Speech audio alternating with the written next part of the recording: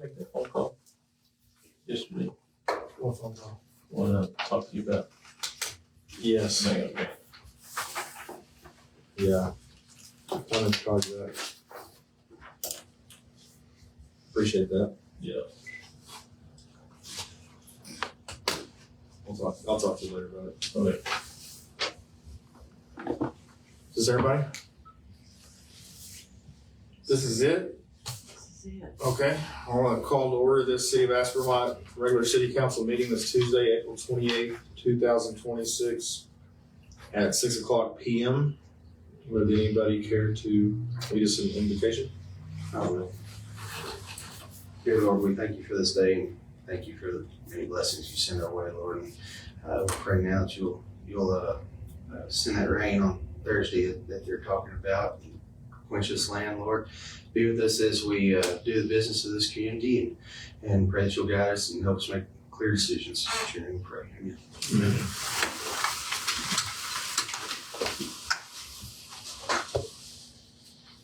I pledge Allegiance to the flag of the United States of America and to the republic for which it stands, one nation, under God, indivisible, with liberty and justice for all. Honor the Texas flag. I pledge allegiance to thee, Texas, one state, under God, one and indivisible. somebody.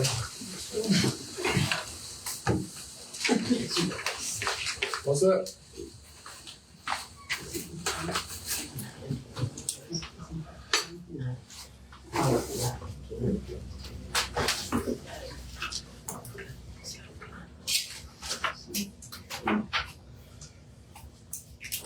Open forum. Anybody got anything?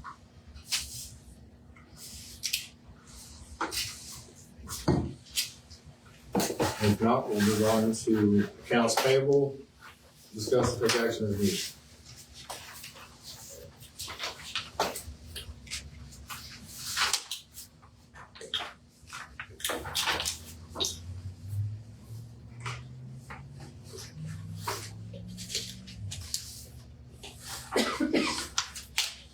Next motion, pay this.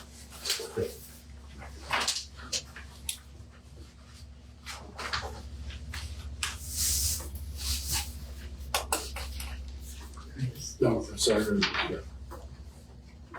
All in favor? Any opposed? Motion carries. Pay the bills. Item number 6, approve minutes from March 24th, 2026, regular meeting minutes. Discuss and take action as needed.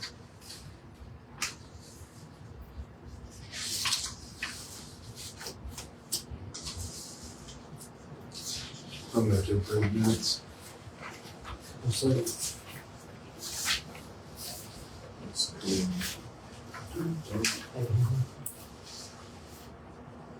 my ears are fucked up today.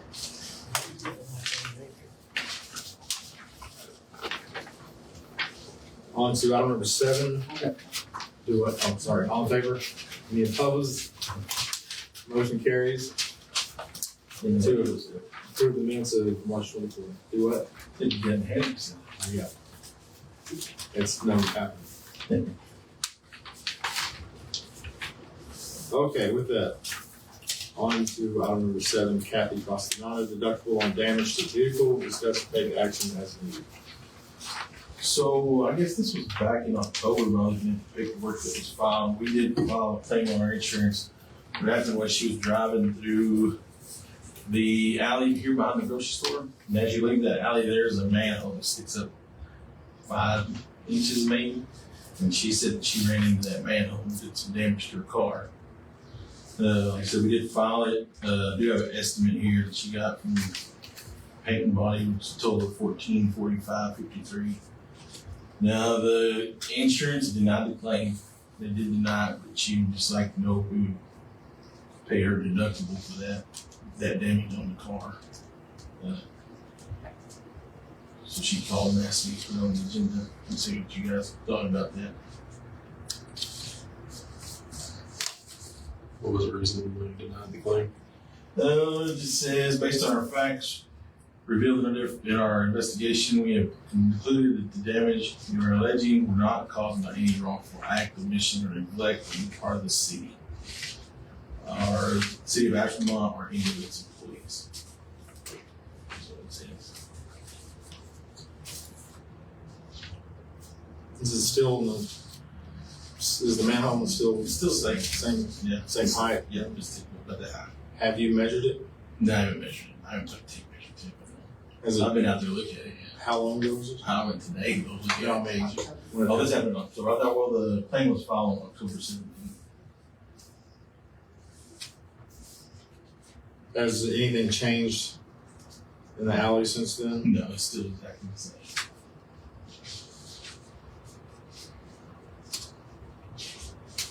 What was the damage to your vehicle? It says bumper assembly, RI bumper covers, dip plate, air deflector, stiffener, pre-repair skins, but estimates. And it has a picture, I guess, of the pieces that might need to be replaced. Here's another copy. That's on the page too. I'm confused.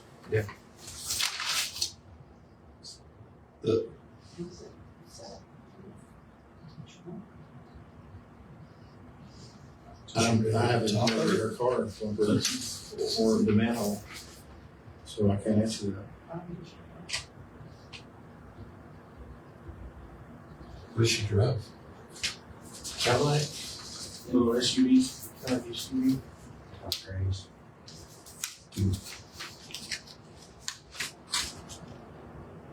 There's no like dip or anything? There's a dip coming off the road to the manhole, and then there's a dip going back to the road. Well, either way, there's a dip. So the road comes up.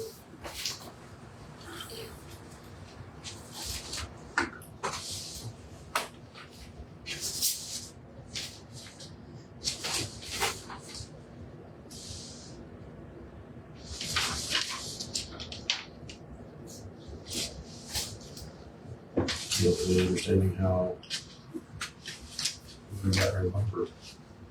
Yeah, My loss or what was it? no, it seems like it should have gone over it.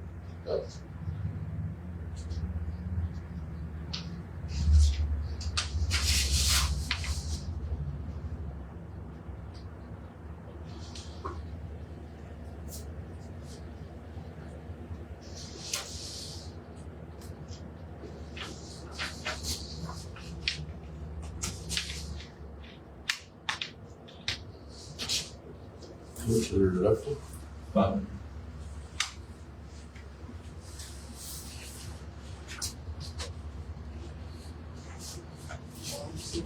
I assume it was the same that he does. yeah, I think that's so.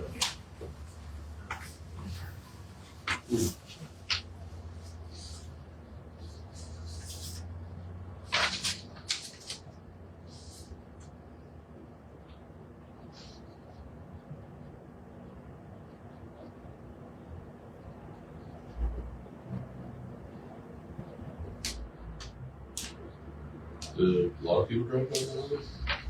I don't know if a lot of people do. People do. People do drive in the house sometimes, yeah.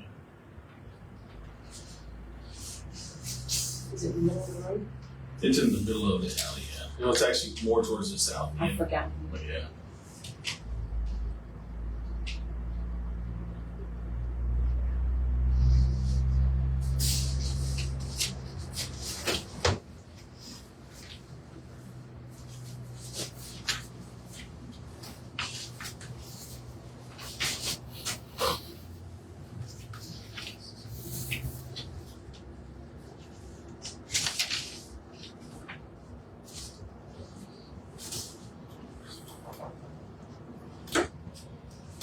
Insurance, so they found no fault of ours at all. That's what they responded with, yes, the letter. I don't know.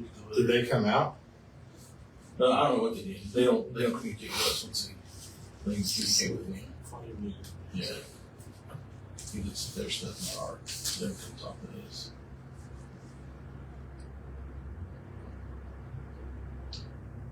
I like just look at it and see how high it is. See what it looks like. And that'd be fun. I just kind of suggest that. That's Make just your own conclusion on what you think.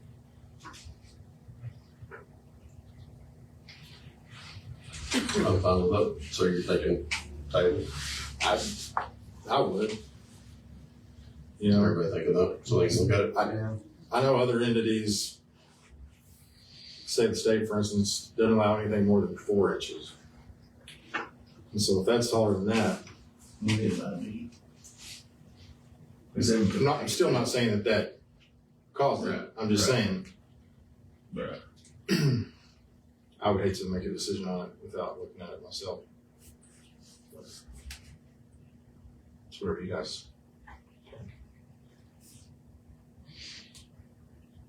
I would think they would have to be sticking up significantly further than that to cause that damage, but I'm definitely fine tabling it and looking at it myself.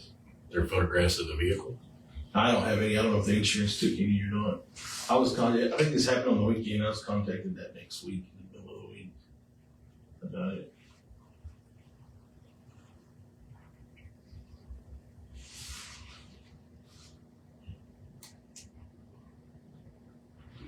Could you find that out too? That would be good too. Yeah. If they didn't have any, that might be another reason why. Surely they have to have it. Right. We want to do what's right and fair, but we don't want to open up a can of worms. True. Absolutely. I'll make a motion to table it so we can go. Sorry. In the basement. I'll second that. Chris? Yep. All in favor? Any opposed? Motion carries to table deductible on damage to vehicle until further information is obtained. On to item number 8, Aspermont EDC, IDC, discuss and take action as needed. This is for the second reading of their resolution number 2026-3 and number 2026-3-A for Val's Tex-Mex loan.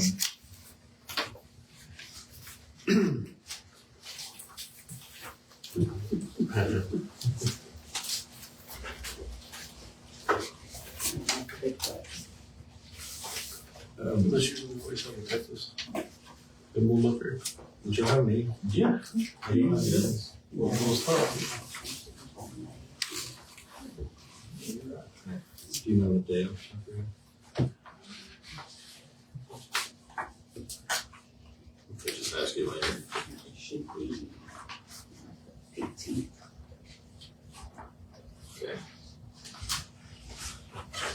Resolution number 2026-3, a resolution of the City of Aspermont, Texas, approving project of the Aspermont Economic Development Corporation, to it a loan of $15,000 to Jordan Macias, Val's Tex-Mex, for the repair and renovation of new facility to retain or create jobs complying with section 505.158 Texas Local Government Code, providing for 2 separate readings, open meeting reading and adoption, and an effective date. Whereas the Aspermont Economic Development Corporation is a Type B Economic Development Corporation, and whereas section 505.158 Texas Local Government Code, which became effective April 1st, 2009, requires that a Type B corporation authorized by a city with a population of 20,000 or less that approves a project requiring an expenditure of $10,000 or more may not undertake the project until the governing body of the city adopts a resolution authorizing the project after giving the resolution 2 separate readings. And whereas the board of directors of the EDC has approved a project whereby Jordan Macias, Val's Tex-Mex, has agreed to make repairs and renovations to their new facility and to retain or create new jobs within the city of Aspermont. And whereas the EDC has agreed to contribute up to $15,000 to Jordan Macias, Val's Tex-Mex, for the purpose of making such repairs and renovations on the condition that such jobs are retained or created. And whereas the City Council finds the project will promote new or expanded business enterprises in and near the city of Aspermont. And whereas the action authorized by this resolution is in furtherance of the public interest for the good government, peace, order, trade, and commerce of the city. and necessary and proper for carrying out of the authority granted by law to the city and the EDC. Now, therefore, be it resolved by the City Council of the City of Aspermont, Texas, that the City Council hereby finds that the statements set forth in the recitals of this resolution are true and correct, and the council hereby incorporates such recitals as a part of this resolution. The project approved by the Board of Directors of the Aspermont EDC being the payment of $15,000 to Jordan Macias Valves Tex-Mex in return for the retention or creation of primary jobs and the repair and renovation to new facility, as described above, is hereby in all things approved and authorized. This resolution shall take effect immediately from and after its passage at a second separate reading. This resolution is read and adopted at meetings that were open to the public, and notice of the time, place, and purpose of said meetings was given as required by the Open Meetings Act, Chapter 551 of the Texas Government Code. Read and approved by the City Council and of the City of Aspermont, Texas at first reading on the 24th day of March 26th.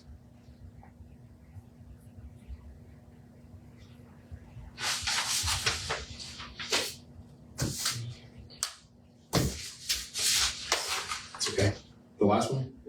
Do you have the, We need to read this part because this is the second reading. oh, okay. Read and adopted by the City Council of the City of Aspermont, Texas at second reading on the 28th day of April 2026.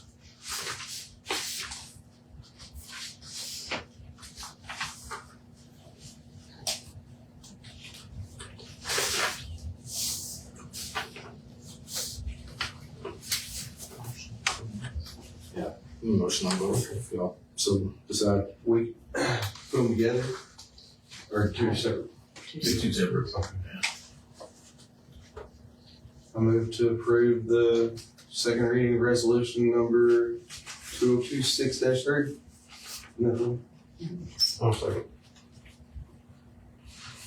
Maybe. All in favor? Any opposed? Motion carries. To accept the second reading of resolution number 2026-3.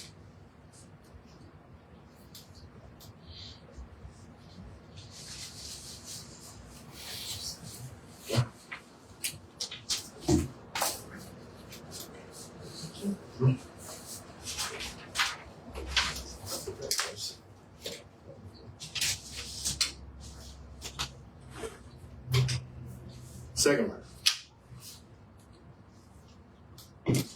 Resolution number 2026-3-A, a resolution of the City of Aspermont, Texas, approving a project of the Aspermont Industrial Development Corporation, to wit, a loan of $15,000 to Jordan Macias Valves Tex-Mex for the repair and renovation of new facility to retain or create jobs, providing for two separate readings, open meeting reading and adoption, and an effective date.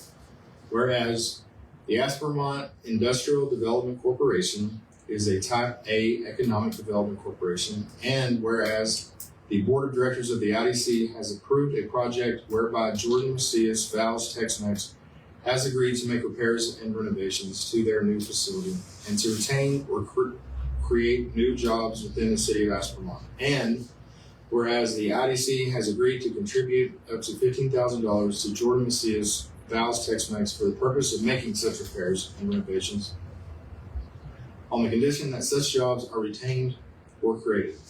And whereas the City Council finds the project will promote new or expanded business enterprises in and near the City of Aspermont. And whereas the action authorized by the resolution is in furtherance of the public interest for the good government, peace, order, trade, and commerce of the city, and necessary and proper for carrying out of the authority granted by law to the city and the IDC.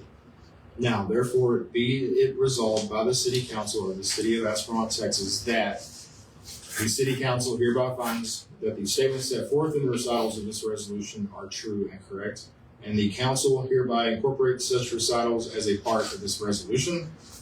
The project approved by the Board of Directors of the Aspermont IDC being the payment of $15,000 to Jordan Macias Valves Tex-Mex in return for the retention or creation of primary jobs and the repair and renovation to new facility, as described above, is hereby in all things approved and authorized. This resolution shall take effect immediately from and after its passage as second separate reading. This resolution is read and adopted at meetings that were open to the public, and notice of the time, place, and purpose of said meetings was given as required by the Open Meetings Act, Chapter 551 of the Texas Government Code. Read and approved by the City Council of City of Aspermont, Texas at first reading on the 24th day of March 2026. Read and adopted by the City Council of the City of Aspermont, Texas at second reading on the 28th day of April 2026. I want to say abducted.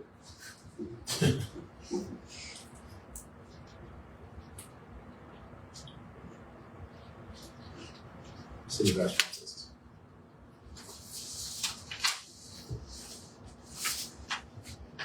Motion for that as well, if you so decide.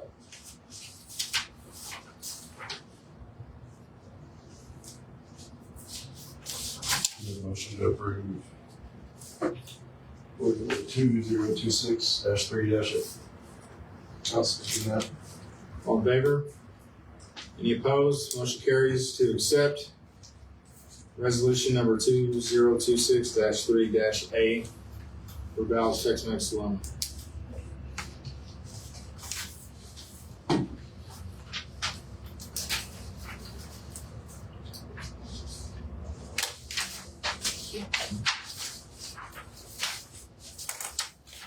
On to item number 9, RV parks, discuss and take action as needed. Back to it again. See if we're gonna allow RV parks to come in and make some water. Did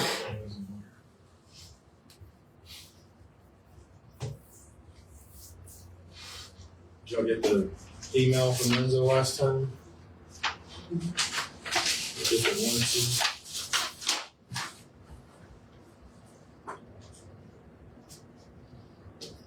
We have more people inquiring about it. I had one more person get.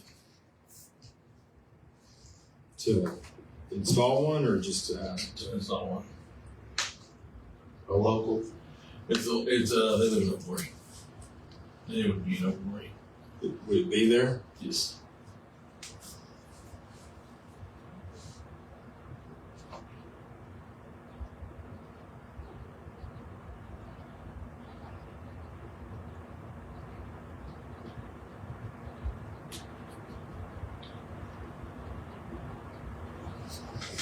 I have had people approach me saying, please no.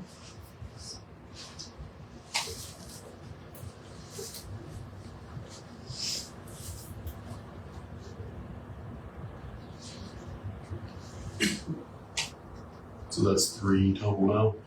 Is that a question? It is in total 4.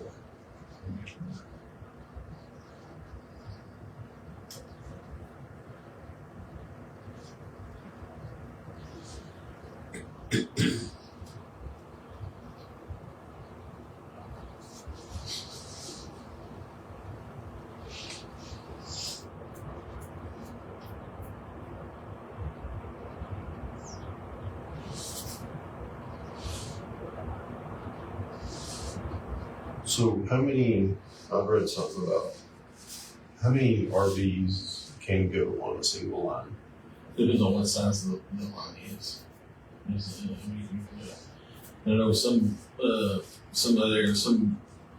other things like a park doesn't count until there's like 14 or so many. I don't think it's that high. Yeah.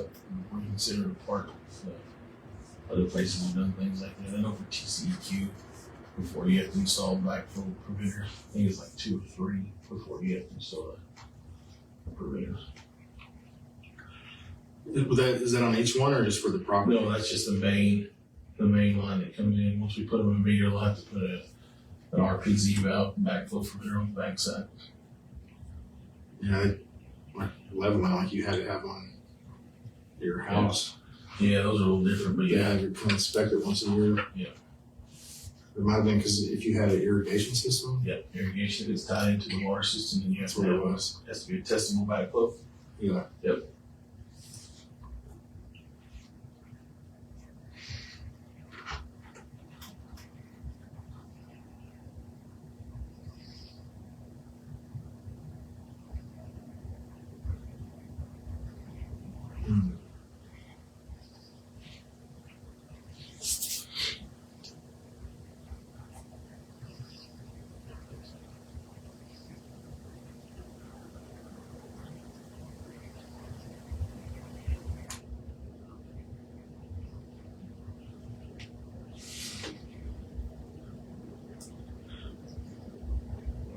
And the folks that approached you, other than the one you're talking about in the lorry, the location of them would be within the city, correct? Like within our neighborhoods and things? Only one would actually be in the city of Aspermont. The rest of them were on the outlying water line one. But that's the problem too with just passing the ordinances. You can only regulate what's in the city. That's what I was gonna ask. In looking over, Albany's and Mason's, who is their city enforce? Are they under municipalities like these rules? Like if somebody breaks them, like Yes. Yeah, that's where it goes to. There's someone's report to enforce that. which again we don't have. Right.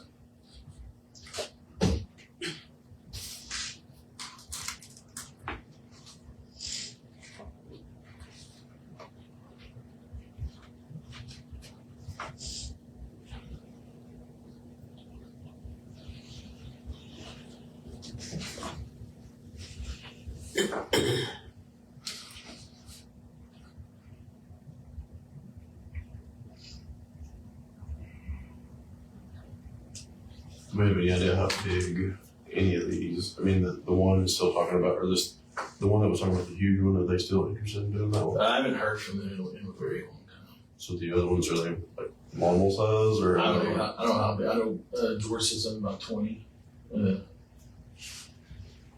Was what he told me. The other ones haven't specified.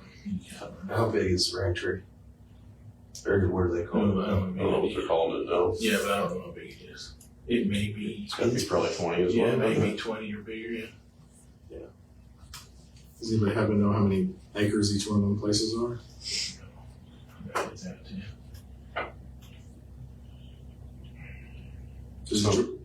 Is George's place bigger than out there? It's kind of tucked back in there. It's kind of hard to tell. Yeah. Bigger than I that. don't think so. I don't think it's Oh, no, surely Yeah, not. I don't think so. I know, like, I want to say no. I want to say no too, but I don't know. Couldn't tell you the last time we was back in there. It hasn't been that long ago, so I couldn't tell you. Yeah. During the day. 2.85 acres. 2.5 acres. Is the, or 2.8 is the range fee. So that's what you're showing. Where's the school at? This one. I'm not sure which way he's talking about putting it. Do you know where he's talking about putting it? Right. Well, yeah, he owns like 5 or 6 lots over there. Going back in there. There's two. Almost the whole block. It's on the whole block. It's the whole block. This is gonna be about 5 acres, isn't it? 1, 2, 3, 4, 7 or 8 lots, like 3/4 acres per lot. Yeah. So 6 acres. But he's got a house. They can't do all of those because he's got a house on one of those. So So that's what I'm looking at one of these ordinances. You said it was 2.9 or something? 2.5 acres? 2.85.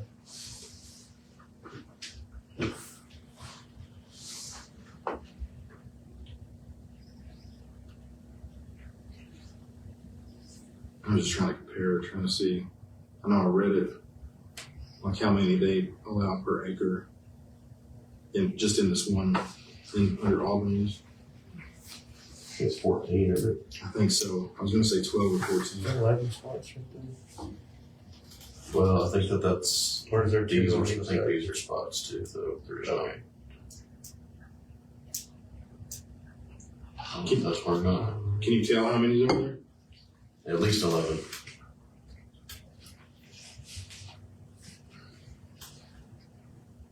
I see, I think these are. Yeah, I think so.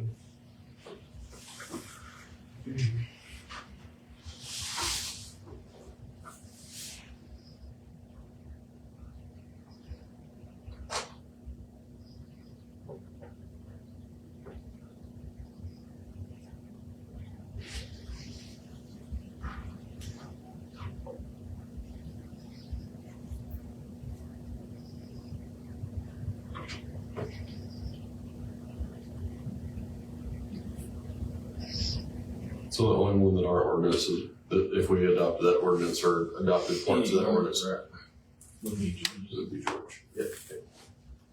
Because technically Ranger is out and they would. Rangery's out of the city, yeah. For now. Now, yeah. Like with George's being on one for now. Georgia. Yeah, because you're gonna open up a can of worms, so it'll happen.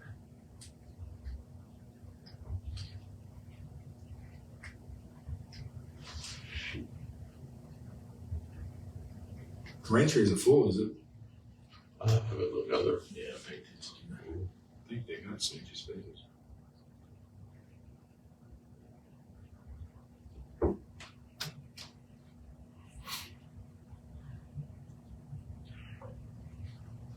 Does anybody at Hard know?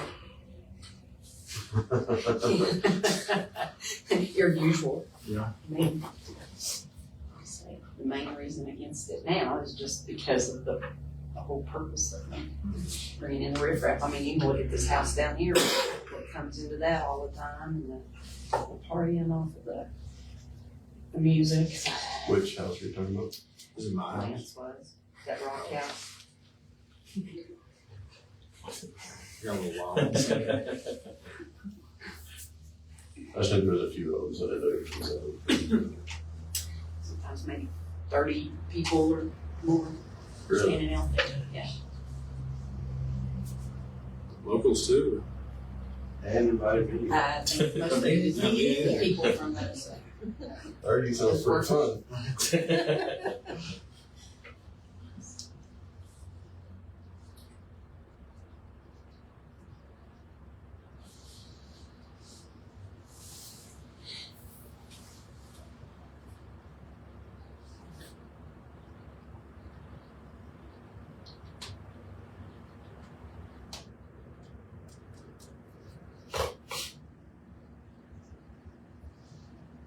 The ordinance doesn't control anything outside the city, Which one anything else? but it's still opening it up then for water usage. I'm not sure how people, well, I've talked to one or two in Old Glory that they're not in favor of them being in Old Glory. Yeah, what? They really aren't in favor with them being in Old Glory. Yeah. Which I can understand. Right. Yeah, I know somebody that would excited about it out there. But that was for the big one. Yeah. When, you know, Yeah. that one company first mentioned some numbers. Which sounded crazy. You sound crazy. It sounded like a lot. More than us, more people than in the town, if I recall. Or more water than we're using at least. Yeah, right? Yeah. yeah, it was way more water we use.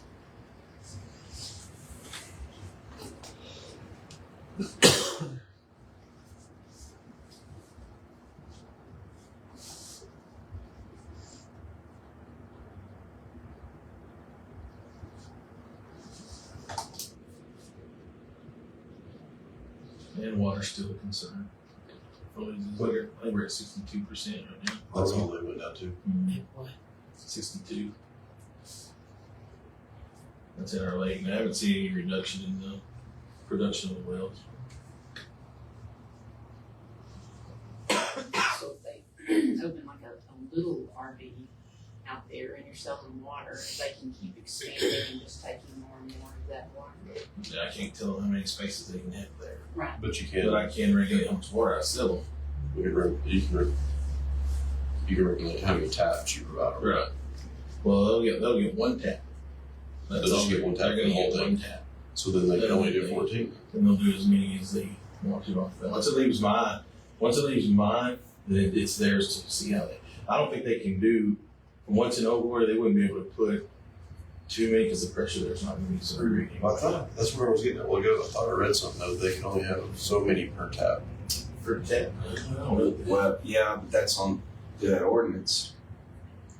Are you? No, But this was not, Or that ordinance may have something too, this was something else. This was, I thought Like like a a regulatory? I think so. State regulatory, yeah.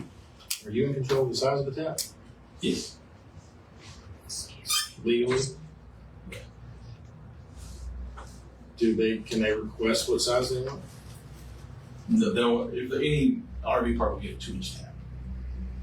Will the size of the tap determine the number of spaces or the number, you know what I mean? Like more people that just want to have less water, you know what I'm saying? Like the water won't work. So it could, now I know they could always put a tank of their own and pressurize their own system. Yeah, I did read that too, because I read something about people in Lubbock were doing that, where they were, that was actually well water, but they were putting in tanks to. Yeah, then they just pressurize their own system. Right. But the way I read it was there's also a limit on how many you can have per well too. But I don't remember where I read that. I don't know who would regulate that. It was, what's the water one? TCQ. TCQ, I could have sworn TCQ. I guess so. I don't know. They don't regulate any of the irrigation wells or anything like that. I think they monitor up there though. In Lubbock. Yeah. 'Cause that's all go all right. Yeah, I think so. I think they monitor that.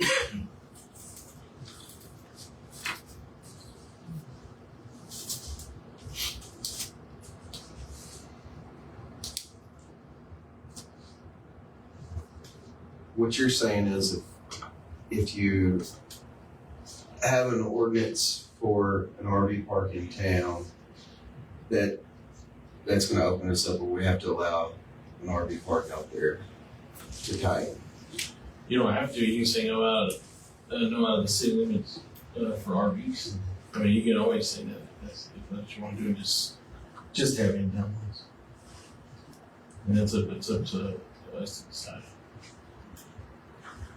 But then you get. But then would you want that? Right. You say Right. the opposite of what you. Yeah. Town. Riffraff in. I don't think they're all bad.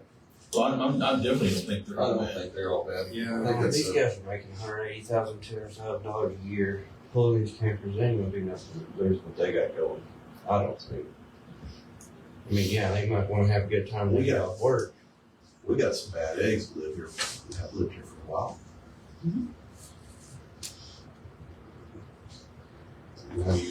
They're gonna be everywhere. So my thinking is just automatically shutting it down and not trying to see all sides of it. George and them, they've lived here forever in Texas. Been involved in the community. But then Very you're much so. sticking it in a neighborhood also where you've got other people living around that. I think where that's at, there's not very many people around. Well, but there's still people around. So, I mean, those people are just as important to the community, you know, so. just And those because there's people not- have come talk to us up Yes, here. so just because there's not Yeah. 50 people there. Yeah. doesn't- And call me. They're called Steve. They've come up here and stayed here for 35, 45 So- minutes discussing this whole deal. Yeah, I agree with both of you. Like I was saying a while ago, so say we adopt some of these, but we can't enforce them. We have no way to enforce. Right. I mean, that's where you're at. That's a check on the negative to me. And the sheriff's office cannot enforce them. No, even if you enforce them and write a ticket, we have no municipal court to take that ticket to, take that fine to for not following the regulations. So if the sheriff's office does it doesn't automatically go to county court. It's got to go to city. We're the ones that pass the ordinance, not the county. Have you checked into their willingness, if there's municipal court? No, For them to, no, I haven't.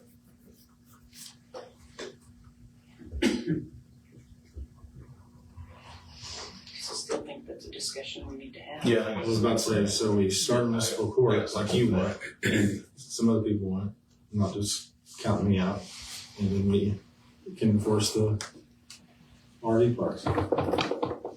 Easy peasy. You're just away from a municipal court. Sheriff's office is willing to do those mechanisms. So, And I don't know if that's their spot to really do. I don't know. I haven't looked that far into it. Who would enforce a city ordinance? I mean, it's a city ordinance. You probably get a code enforcement officer or somebody. I don't know if that's something the sheriff says. It's just like our weed and grass ordinances that we have. Sheriff doesn't enforce those. They don't write citations. They don't do that. A code enforcement officer does. So, I'm not exactly sure that he's downtown. Who does that? So would a code enforcement officer do these ordinances too? Or would it have to? That's what I'm not sure of. Yeah. I'm not sure. I would think it would be a code enforcement because it's the ordinance the city came up with. That's just my assumption though. so a code enforcement officer can also arrest. No, they don't have authority to arrest. So that's what I'm saying. If you take it beyond, who has the authority to, Right, you would have to get a judge to issue a warrant. and then it would go to the sheriff. The sheriff would have to do it, yeah.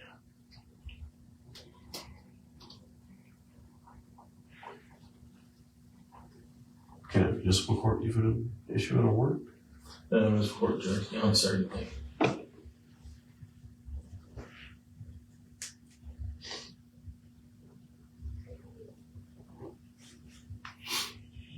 That seems like a slippery slope.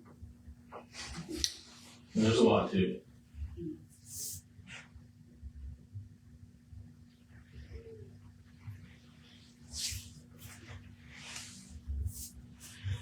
Which part? What ordinances and RVs and or the whole municipal court? Municipal court. About issuing a warrant for arrest. I would think you would need to be a real good. Yeah, one thing about reading those ordinances made me think about a lot of things that I hadn't thought about, like the number of vehicles, animals, stuff like that. So when that comes about, who's going to do what about it? Right. You have 5-10 cars for one lot, or that many people in a trailer.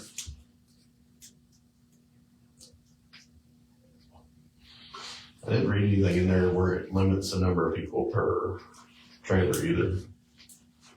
Did you see anything? I thought I did. I don't think I see anything else. That's going to be so hard to monitor. You can just sit out there and watch. I'll sit out there with you. You're sounding more and more like a code enforcement officer. Hey, There you go. I got a job. Like 4.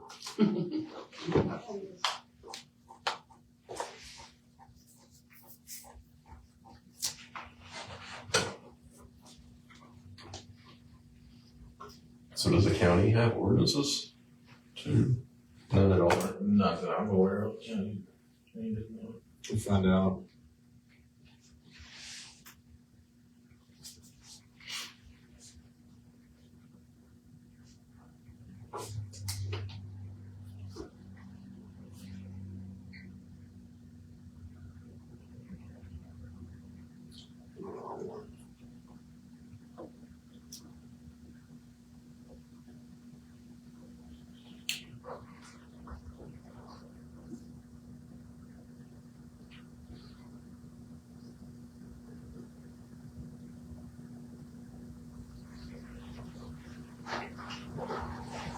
Like one, solved me one, 3 acres, with a maximum of 5.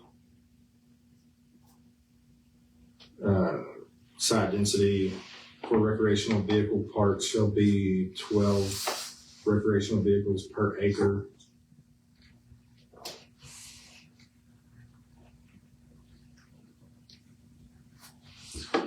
12 per acre, quite a bit. Yeah, that's quite a bit. Mm-hmm. And it talks in here too, like when I brought up vehicles, I guess it makes sense. A lot of them have, you know, side by sides and stuff like that. It talks about those in there too.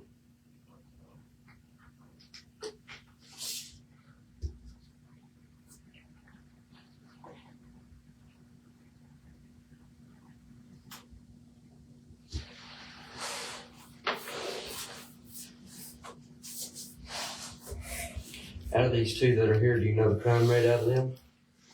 Is there any? Not that I'm aware of. How long have they been here? But again, you're talking about parks that were existing for other reasons. The purpose of these others are to bring around people that, Well, You the know, one, now- the rain tree, when them people are working out at Paducah on these, I mean, they're gonna be doing the same thing that they would be doing when they moved into these here. No, I think you can go to Stanford and you can go to Yeah. the crime rate over there. Yeah. It's going up. But I'm just saying the ones here, I mean, Right. I haven't really heard of anything. We haven't I've been here as fought long as I've been a around. fire So. or anything like that, so. I don't think either one of them are full, really. No, I don't think so. And I haven't specifically looked at it. I haven't, like, and it stood out to me that there's a bunch.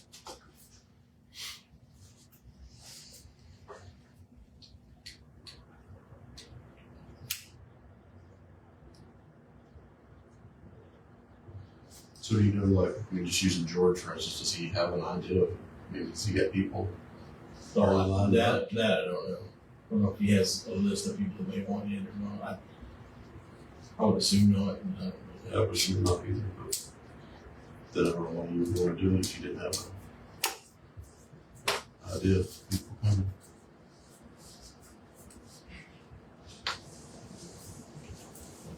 everybody's just wanting to jump in and get their piece of the pie. Nobody thought about those things before.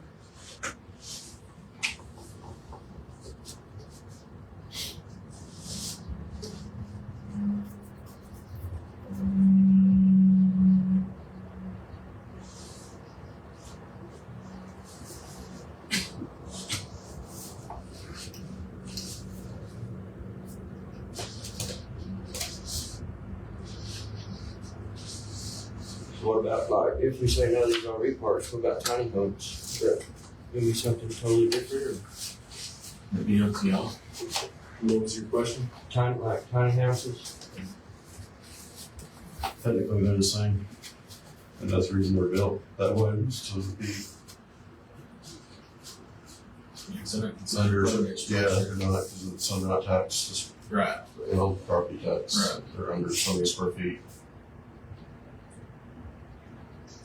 But if somebody already has property in town, they own it, they just go ahead and build a few of those. Do they have to come to us before? Yeah, I don't have to sell anybody water. There's a process when you can make, what you do, you get pay your deposit. That's all that. What's going on. That's usually it. But what about if they buy an existing lot with an existing line on it? What keeps?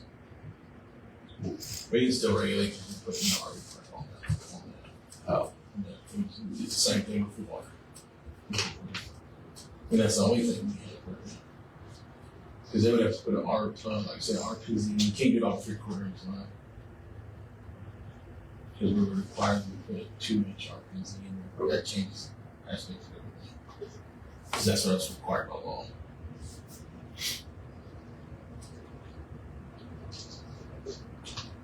It would be the same thing, one tap with a bunch of tiny homes. Same thing. What I'm asking is, they already have the lot with a house on it. Mm-hmm. Can they not just tie into their water line? And just add on. And just, yeah, from, I would, if that ever occurred, that would be something we would definitely have to look at. Because that is more than one line on a single meter. I'll tell y'all this, used to, back when I first started. If somebody had a camper hooked onto their house, they paid multi-minimums. So they had to pay 2 minimums. And then so that, you know, you got more of your money revenue.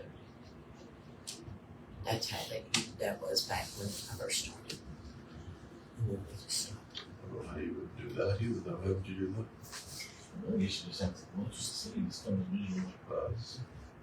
And because, I mean, they used to, I mean, we had a lot of multi-million people at one time. People that just like let their son move in or something next door. They would hook on and multi-water, sewer, now it would be multi-maintenance fees too. I mean, it's everything that you normally get charged for.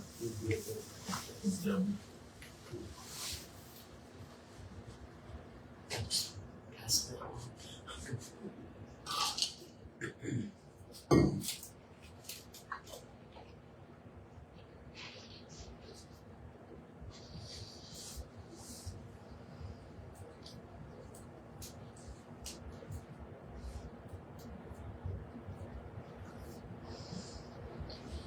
So they have to designate an area, an RV park, rather than just a residential. Well, when they come and we ask them, because they'll get different rates, and RV park is a commercial rate. And we're driving down the road and you RV hookups, I'm gonna put you in commercial. Right. Yeah, kind of they do the county when you're out on a room. Yeah, yes, that's right. They figure it out.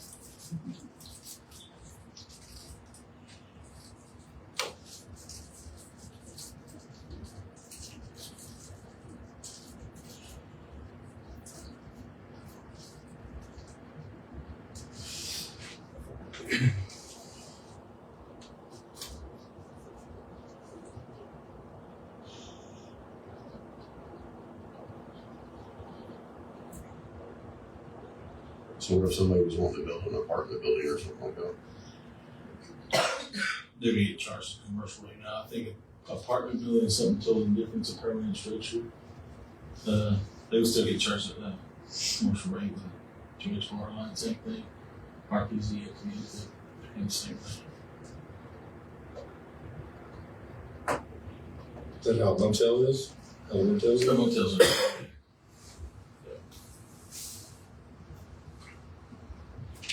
2-inch water line can hold 50 RV parks, 50 RV spots.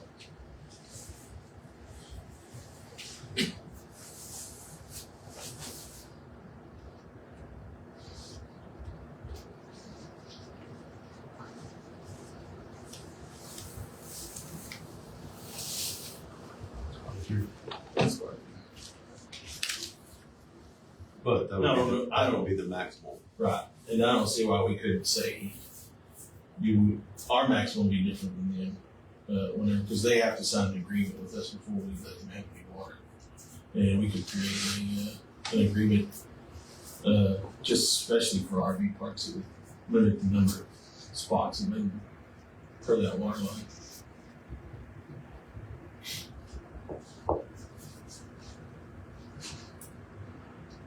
But legally.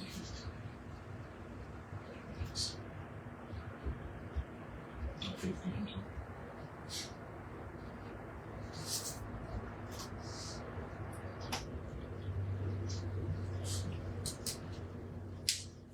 Yes, we have an agreement with everybody that's water for us. They have to sign an agreement stating they won't do certain things and follow certain rules before they will sell any water. I have one for everybody that has a connection.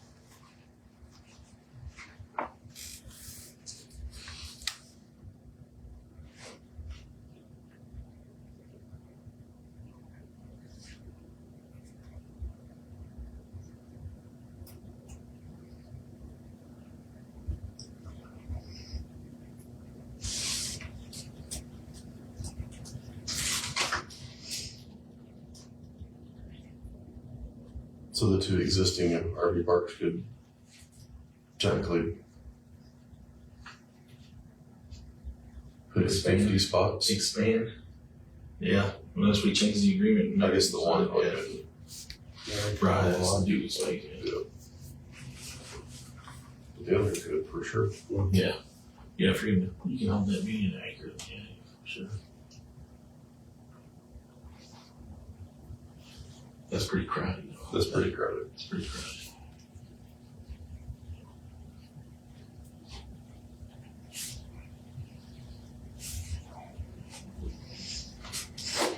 I don't know. I don't know what's worse, allowing RV parks or allowing 30 people at a house. I feel like the RV park may be the safer of the two options.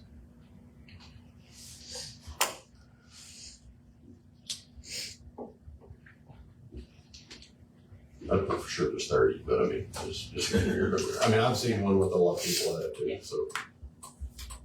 And I was reported on, or my wife told me about one that had some interesting activity pretty early in the morning.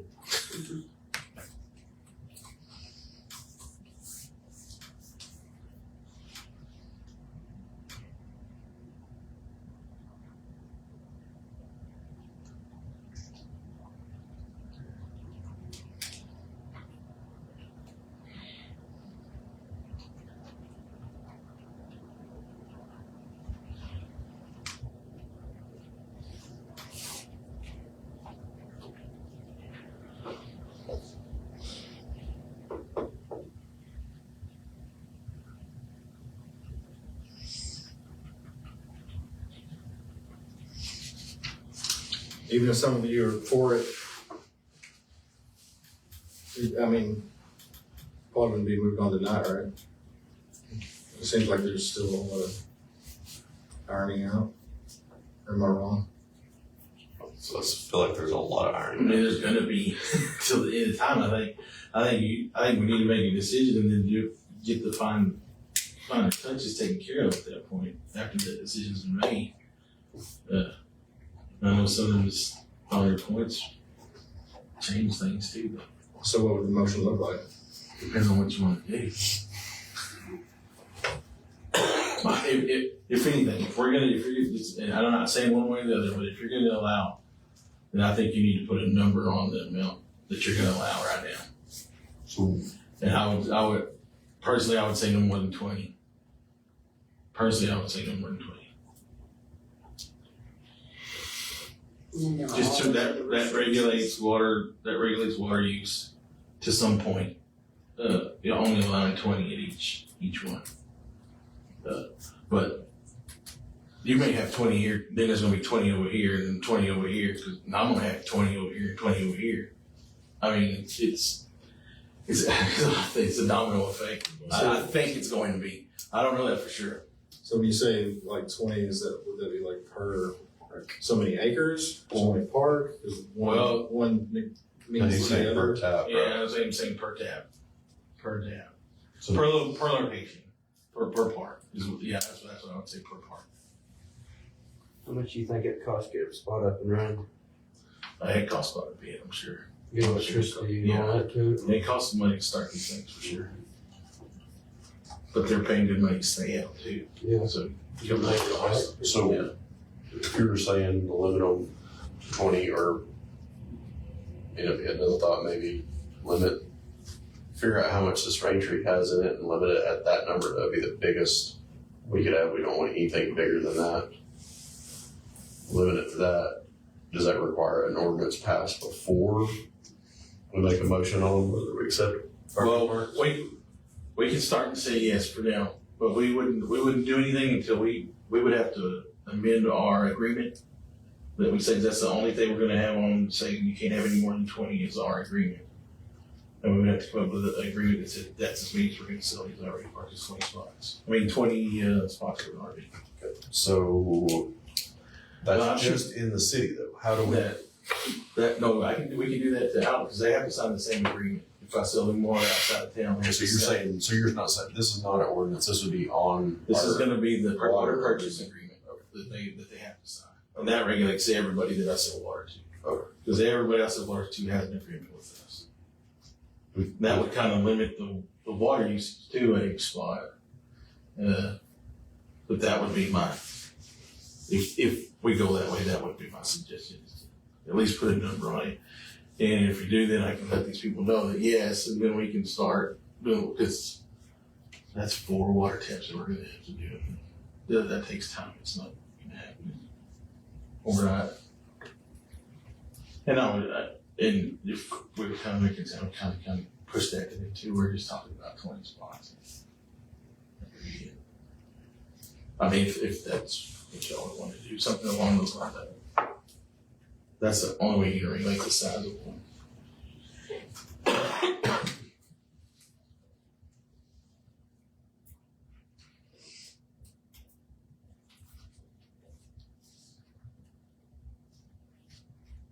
Well, I think in the Albany ordinance, it's got some stipulations about how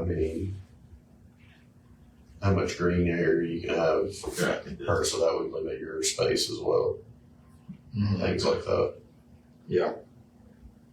You'd have a recreation area for so many spots or something like that as well, I believe. Yeah, and wasn't it like 25% green space? It's a good, 20% green space, I think, and then I think you have to have a recreation area for maybe it's every 12, maybe it's every acre. It seemed over the top, for sure. Yeah, that one definitely was.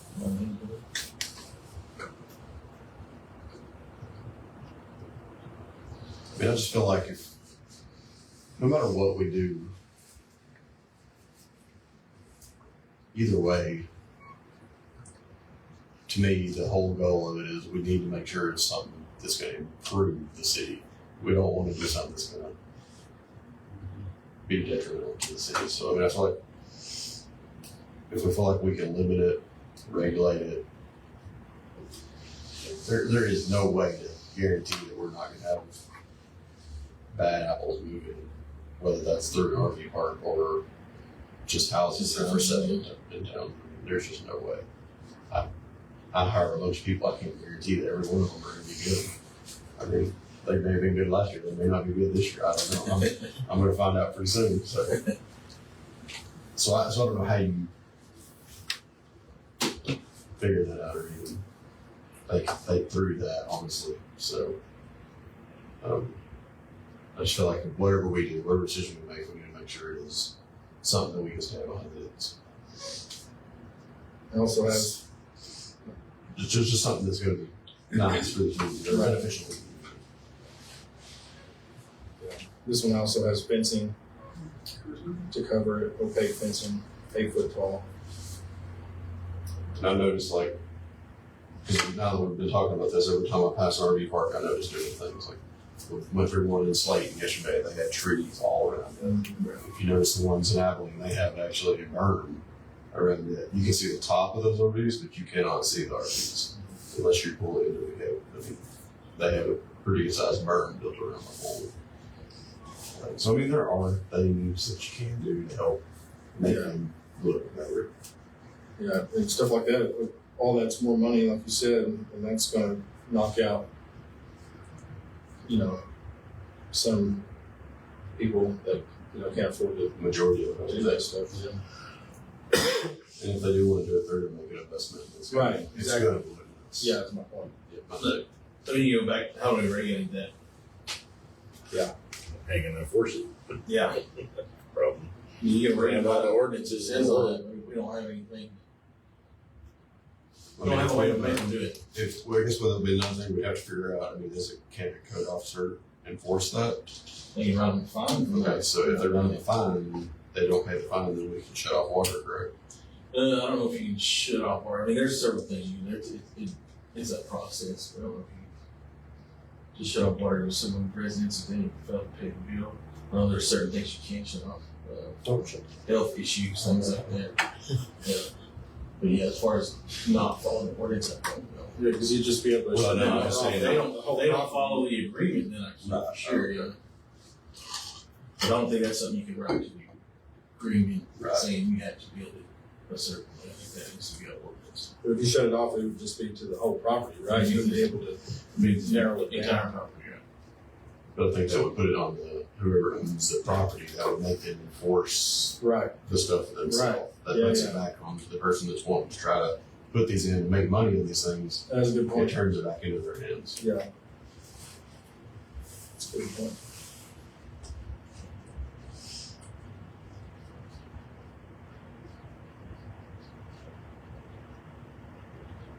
If you can do that. If you, I mean,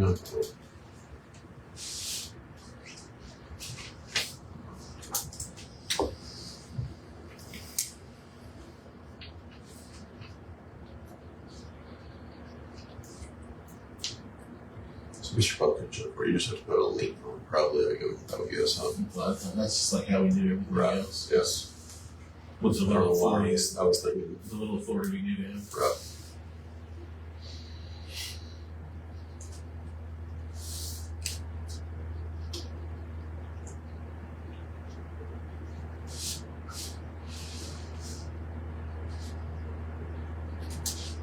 So I guess technically that lien would go on to the property owner, not to the individual at the RV park. No, it belongs to the property. So that would, once again, make them More motivation. more motivation to enforce.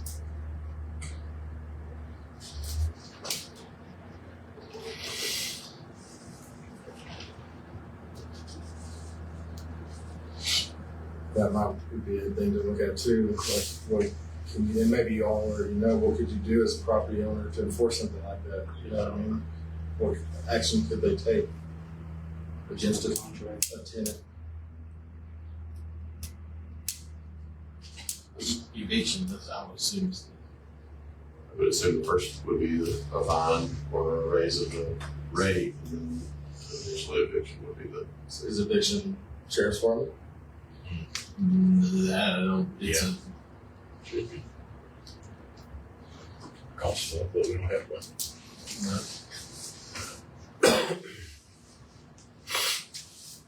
an eviction of an RV spot the same as an eviction as a house or an apartment, because it just takes some time. Does it? No, I understand it is.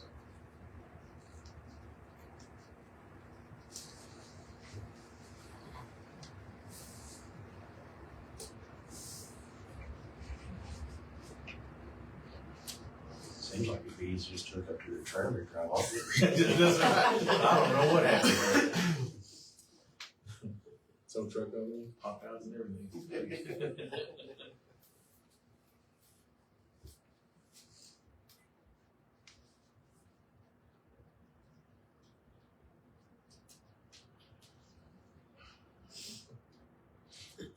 Start learning those too.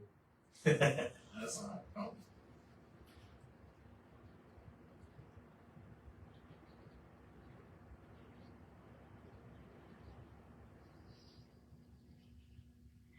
Sounds like we need to push it back again until we can figure out exactly what we can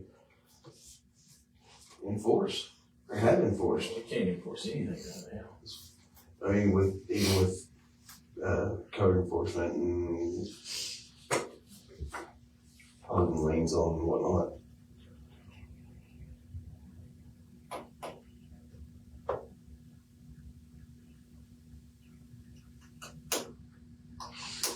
So it'd be something, could we ask the TCG if they could do code enforcement on them? They can do any code enforcement we want them to. They can. They can, yeah, they're certified code enforcement people. And they contract with them already to enforce any codes that we come up with. The problem is the municipal court, it comes to municipal court, because once you issue a fine, you have to have a court for them to go through and explain themselves why.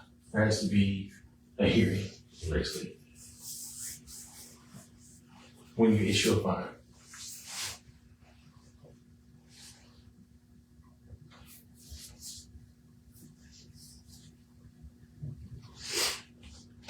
That's what our ordinance is changed.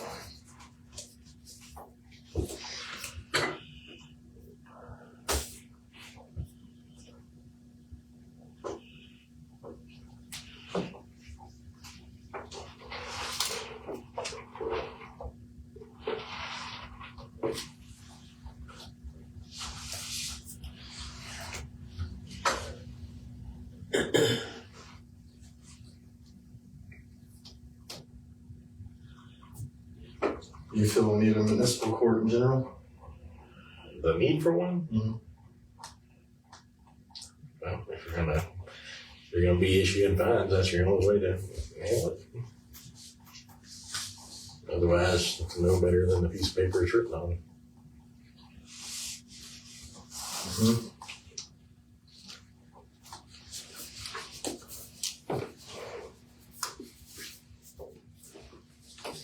That's another topic. And there's another way I look at this thing is just, if we're gonna allow these things in the cities, do I want one right next to my house? I got a little girl lives at my house, and I want 50 men living right next door to me in the trailer park. I mean, that's what I think now.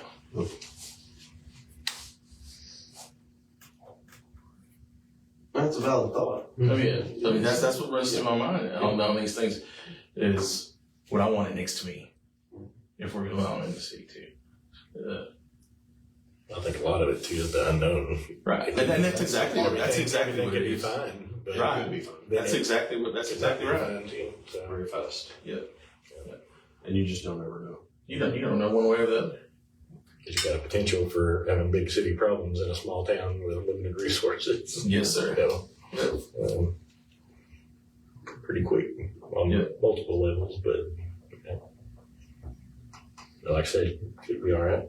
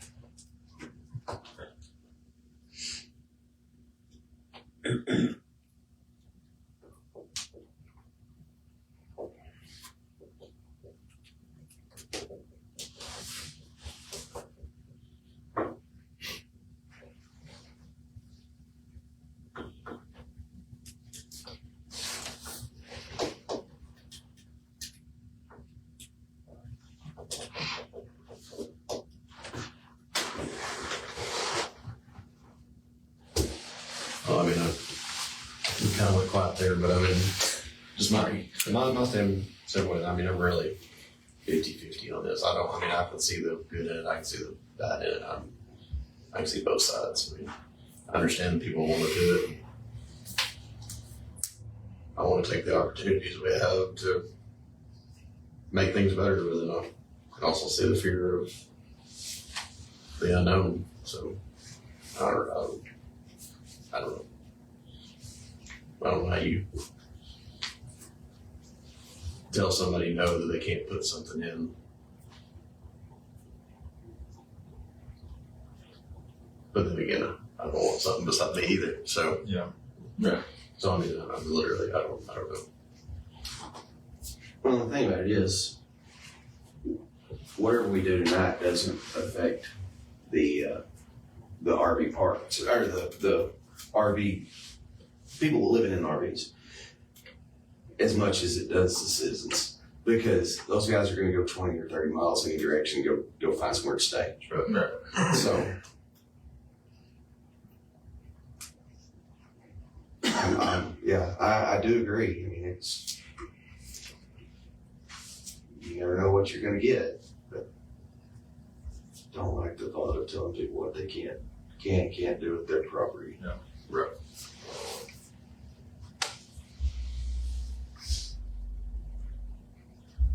Or at least not being an absolute, no, you can't do this. I mean, yeah, you can do this, but you have to meet these requirements. That's I guess where I lie.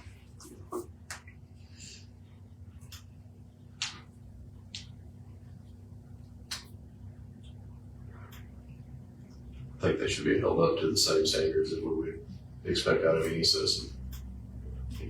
Permanent taxpaying person. I don't know. Yeah.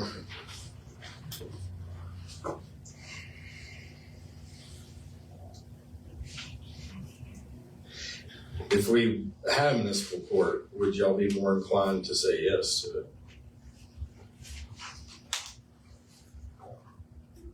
I think it would help tremendously if we can justify the cost of municipal court. And having it staffed and all that.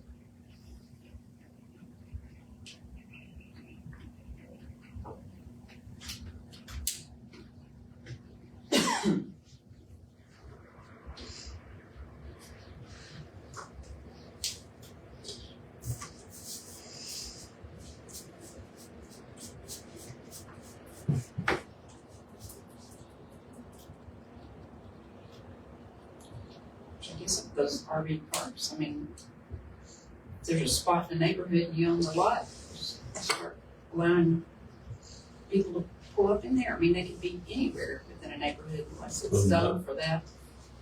Not if what he's saying is you have to have a special owner for that. So that's what I was asking earlier. What would keep somebody from just doing that? For exactly what you're saying. Right, yeah, they would have to come to us to get the tap put in, so. But we don't have anything smaller than But 2 inch line, run but- through city. but- So 2 inch, You know, not telling somebody what they can do with their property, if they're wanting to park trailers on a lot they have in town.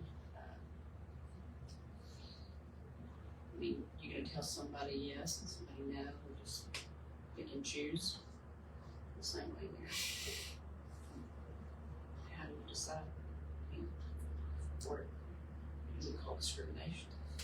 You know what I mean? No, I think that's reasonable, on at least from what I was saying. I mean, I understand what you're saying, but from what I was saying is that's the reason you would have those, try to have those ordinances in order to make it something, some rules to follow, something, where you can't just go and just have an acre and throw 50 of them up there, so. Right.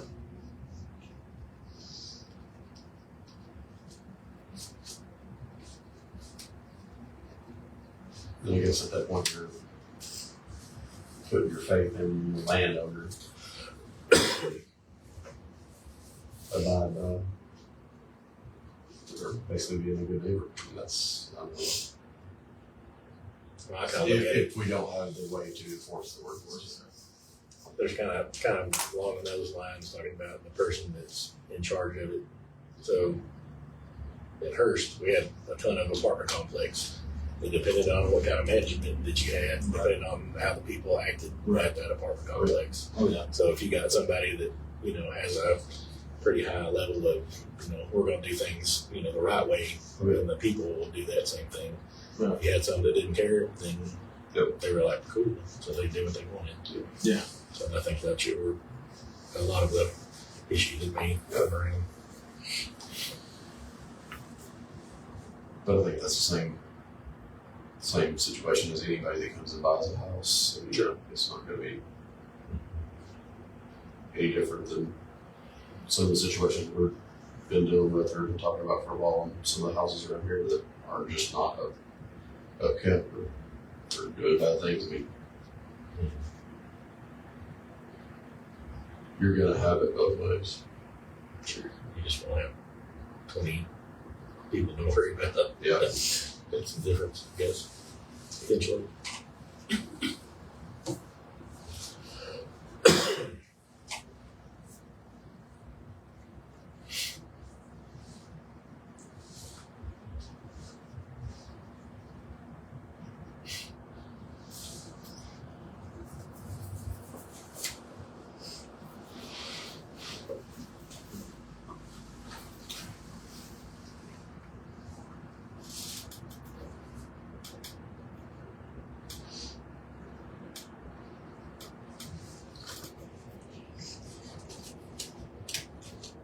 So what we're gonna do about it?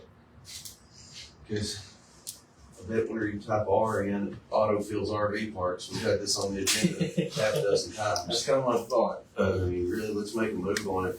That's kind of my thought. I don't want to say that, unfortunately, I do. That's kind of where we're at. Yeah. Really, because it's been on the last 4, maybe 5 we did this.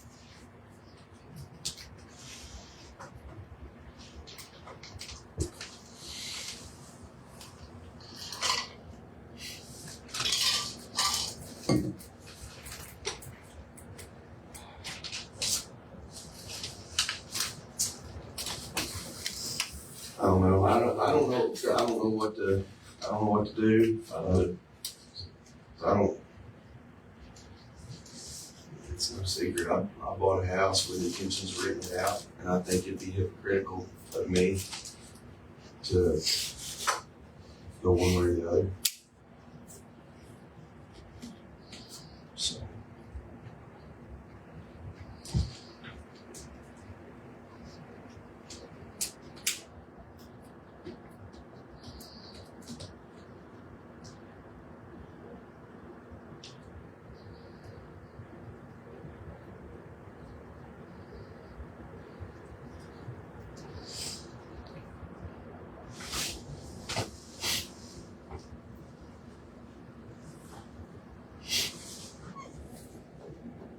Is there pressure to decide on this?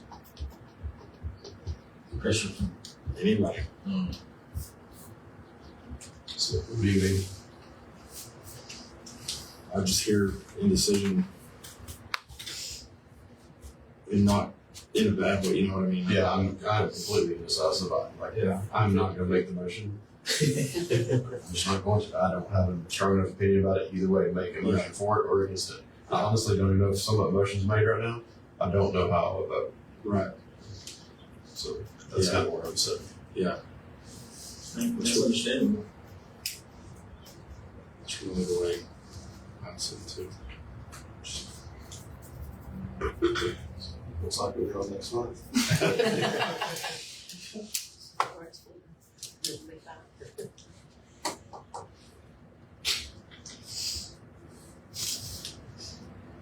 I really haven't heard a convincing argument 100% for it or 100% against it either way.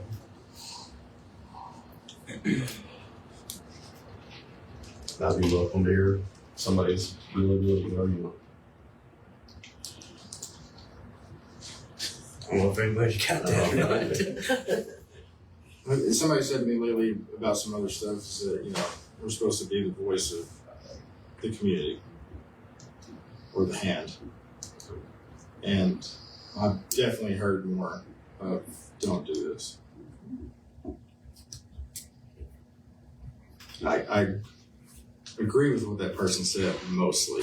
Because I do think there's times if we think what's best for the community is different. Right. For sure. Yeah. But I don't know that in this decision today.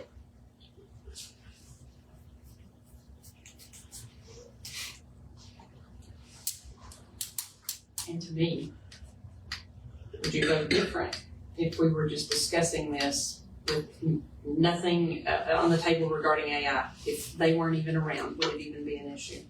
If somebody wanted an RV park? You know what I'm saying? It looks different. Yeah, but does that go for your point or against it? Well, I'm just asking, just Because in general. to answer your question, I feel like it would be different, and I don't think we would hesitate to say yes. Am I wrong? Does anybody else feel like, you know what I mean? I mean, I don't know some know exactly. If there wasn't this huge thing on the outside, you know, bringing people in, if somebody, George had just come in and was like, hey, I want to build this RV park, I feel like everybody would be more inclined to say yes. I agree with that. Yeah, it probably would have never got brought to this morning. Because I would probably have to put a 2-inch tent down there. So then that tells me that we have a concern somewhere, you know, that also makes us think on the no side, No, that's a good one. something beyond The a simple request. thing is there. Exactly. Yeah, I understand, but the reason it's being brought up is because there's an opportunity for 2, 3, 4 years, we don't know for sure, for people to financially better themselves. Mm-hmm. That's what it's all about. That's my relation. Yeah, that's exactly right. And they have a voice too.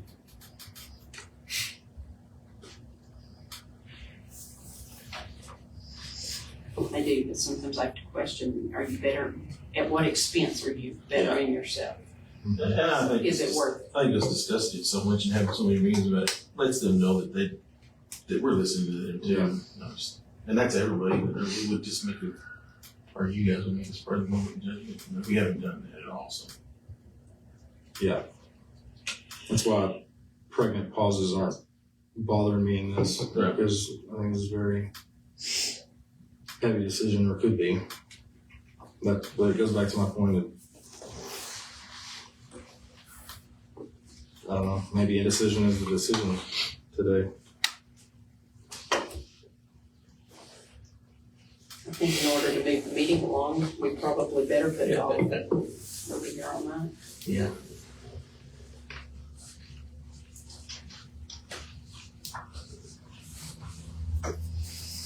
Was that a motion? I would recommend though, really, to the citizens, if you have strong feelings one way or the other, come up here. Yeah, I would Please. agree with that. It's an open meeting. Please do. And, I mean, Maybe somebody's got an argument that would change mine one way or the other. mhm. If you're heated about anything, call Lorenzo. Call me. Call me. I'm here. No, yeah. If you're out there thinking we need to do this and this is a good idea, like, let me know, because I'm hearing mostly the other way. Not that I'm voting, but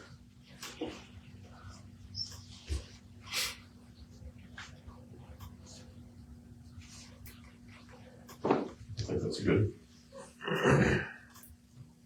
thought. Good action. People call it already. No. Already, just like that. And if you guys have any direction for me to look at, like some discussions, so I can get, harder stuff, hard numbers and hard things to look at, ask me, get with me, let me know on my way. I can have that information, really available. Anything pops in your head, feel free to know what it is. I mean, I would like to know for sure, what the options are on some of the ordinances. Right. I mean, Yeah, I would like to know for sure if, what the steps are. yeah, Right. and then for sure if that is a for sure step we take to limit it to 10 spots or whatever that number might be that we're looking at.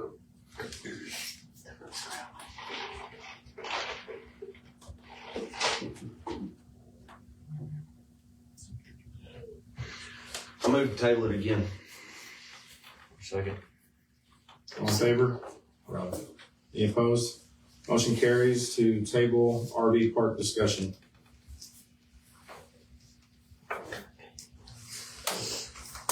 Can I request a 5-minute break? I need to make a phone call. So Yes, please. The sure I need to make a motion. on me. Yeah, we probably need to make a motion. make a motion to take a 5-minute recess. Okay, second? Second. All in favor? Any opposed? Motion carries. 5-minute recess. At 7:28 PM.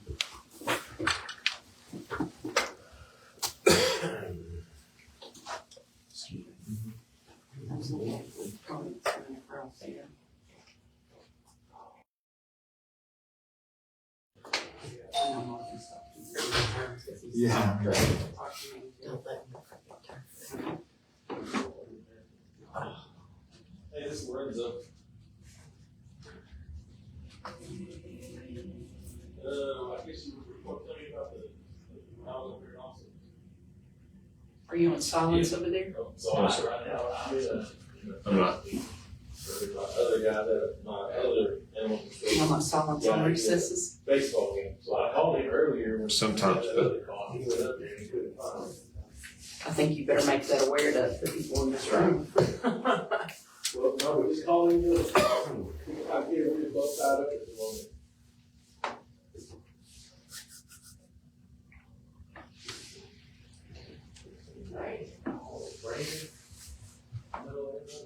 Yeah,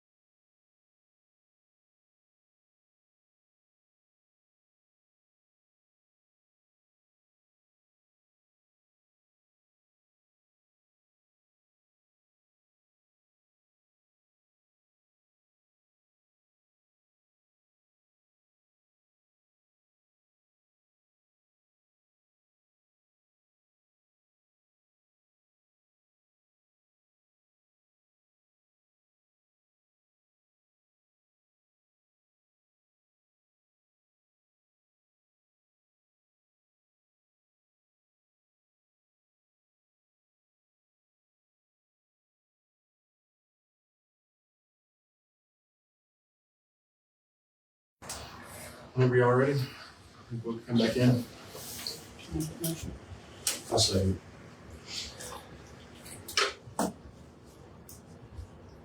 All in favor? Any opposed? Motion carries to exit recess at 7:32 p.m.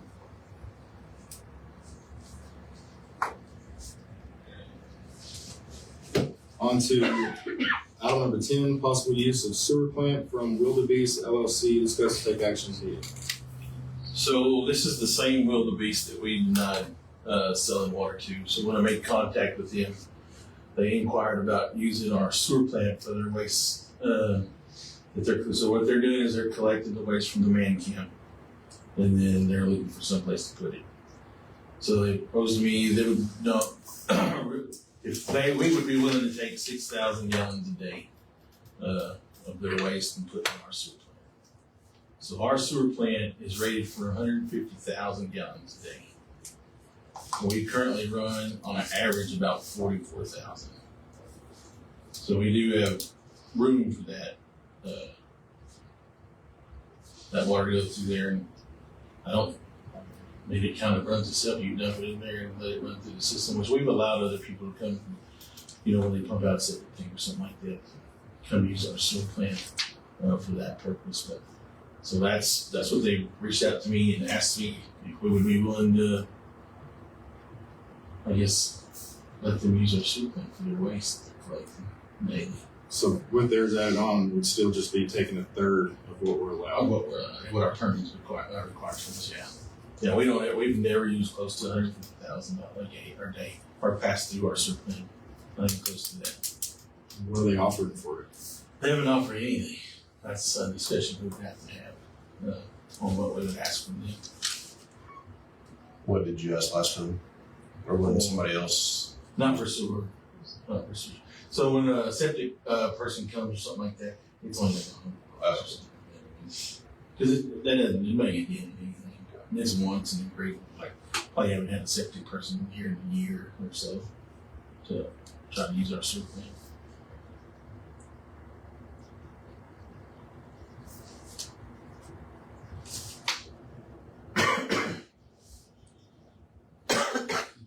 Something like that would need to be monitored in some way.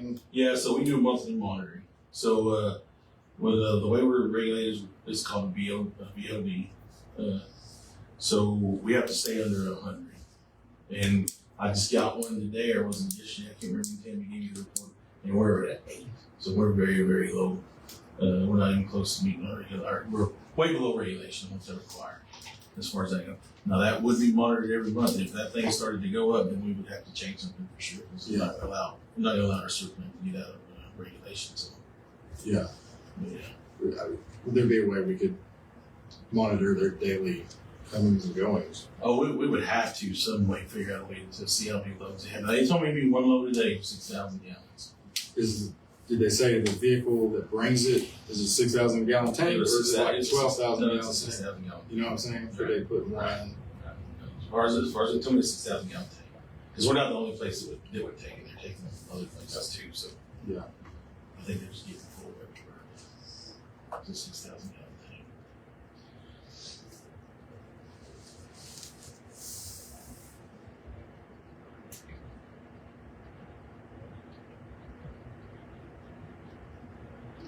I don't think it would really affect us. Not even wouldn't take any manpower. Right. Just receiving something. Just receiving something, yeah. Show them where it's at, and just as long as they let us know when they're there. And which we're there every morning. If they're going to be there every morning, I have to have somebody there at least an hour and a half every morning, working on the sewer plant, cleaning it, make things function like it should. So I have 2 people there. Is there a good place to back a 6,000 gallon tank up? Yeah, so right by the fence, which we have to move some cattle stuff around.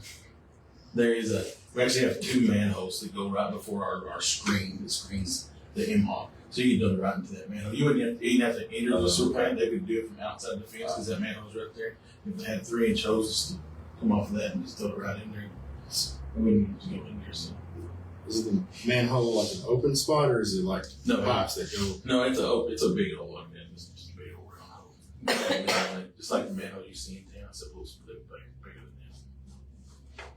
Just pop the lid off, throw a hose in, and that's it. It runs out of there. It runs out of there into a screen and then into the inlet to the first pond, second pond, third pond, yeah. And then we regulate, well, we monitor, we did that big grant, put new pumps and everything in the sewer plant, so we have a digital monitor that monitors how much water moves through that plant a day.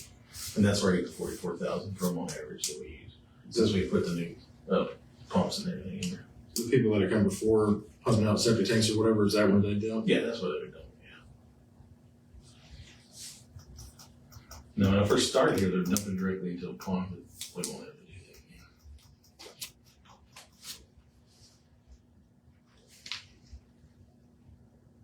So you have any idea what you're thinking about? So I have run some numbers. I was just kind of thinking about some things, and the thing that sticks with me is $100 per 1,000 gallons if they run through that. And if you do the math on that, 7 days a week, that's a pretty good chunk of change. I believe it was 100. It's 4,200 a week, right? And then multiply that by 52 in a yearly time, and it's a pretty good chunk of change. Yeah, can't remember what it is. Enough for a municipal court? I've heard that maybe. Huh?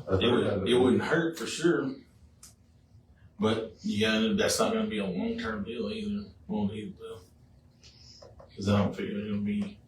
I don't know. Let's see. It doesn't sound like it's a long-term deal. Yeah, I wouldn't think so either. 210,000.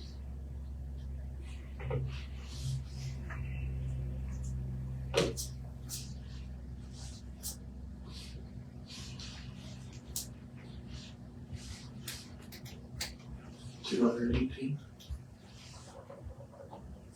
Well, even if you did 50 per 1,000, you're still 109 on a yearly basis for doing basically nothing. If everything's fine. If it doesn't hurt what our plant's working. Sounds lucrative to me. Sounds interesting to me too.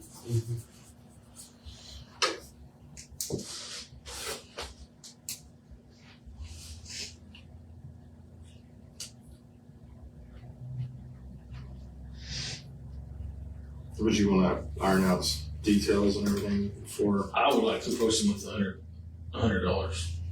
per 1,000.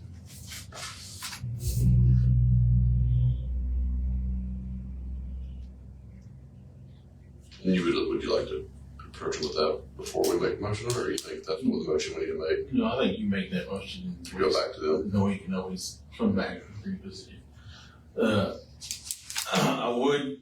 So another thing I would like to do is, I know sometimes things are not always going to run the same as what they're going to say. So I think even if we had to, we could allow 2 dumps a day. Not all the time, but at a maximum would be 12,000 gallons a day. Just in case they ever do get that where they have to bring 2 trucks. And then of course we will regulate that coming in and out. But I think that would be a stipulation I want to put on there. Unless you just want absolutely one, then that'd be fine. One truck and the second truck at a higher rate. We can absolutely do that, yeah. Absolutely. After the first 6,000, then you go to 150, you go up 1,000 after that. So up to 12. By that, are you worried about how much you're getting in per day, or your average? I mean, because you could limit it to 7 per week or something, rather than. Right. That would be 7 per week. But I just think if they wanted to spend a little bit more money and bring us a little more, I mean, we could take the opportunity to do it. I think it'd be okay.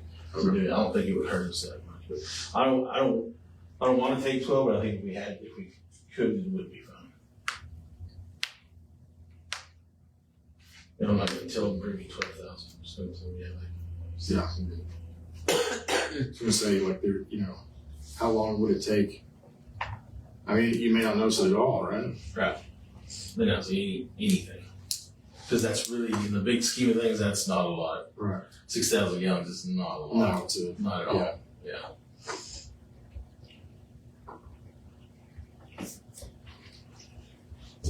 Yeah, some tanks we use are like 1,200, so. Right. 5 of those. Right.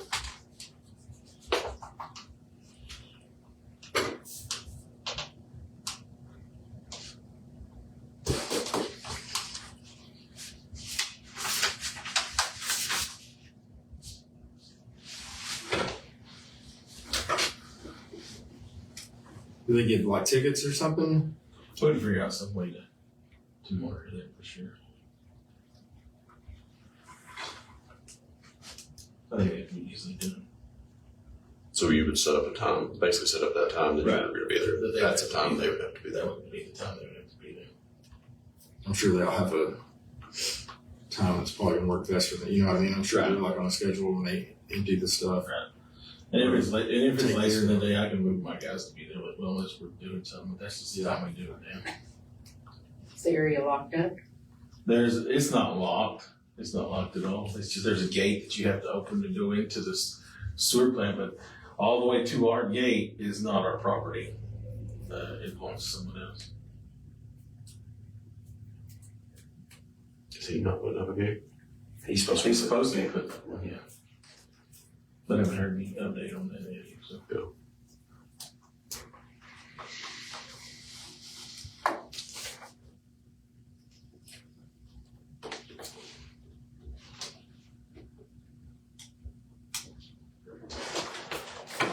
Yeah, to me, the two most important things would be monitoring the comings and goings and also making sure it doesn't affect Right.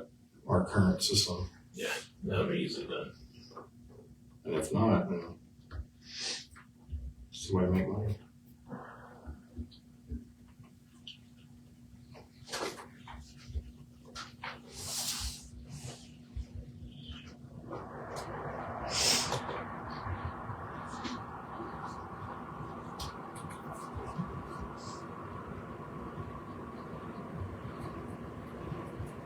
Sounds like a good idea, Mr. Try.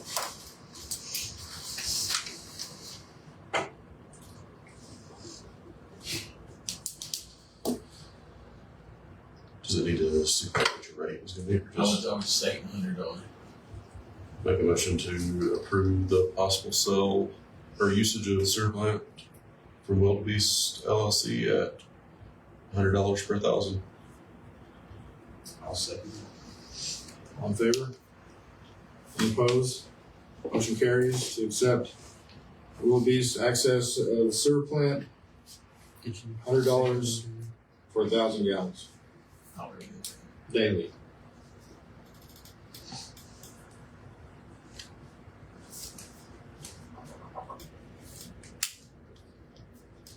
On to item number 11, City Administrator's Report. Discuss and take action as needed. Is that something going on? That's okay.